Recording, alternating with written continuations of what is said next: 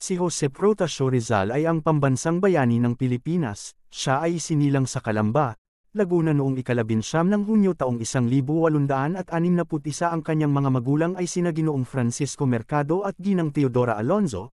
Nakapagtapos siya ng bachelier sa Agham sa Ateneo de Manila noong ika-23 ng Marso taong 1876 na may mataas na karangalan noong 1877. Ipinagpatuloy niya ang kanyang pag-aaral sa Universidad ng Santo Tomas at Universidad Central de Madrid hanggang sa matapos niya ng sabay ang medisina at pilosopiya noong 1855. Ang kanyang dalawang nobela ay ang Noli Me Tangere at El Filibusterismo. Naglalahad ng mga pang-aabuso ng mga fraile sa mga Pilipino noong ika-26 ng Desyembre taong 1876. Si Jose Rizal ay nahatulan ng kamatayan sa dahilang nagpagbintangan siya na nagpasimula ng rebelyon laban sa mga Kastila noong ika-30 ng Disyembre taong 1800.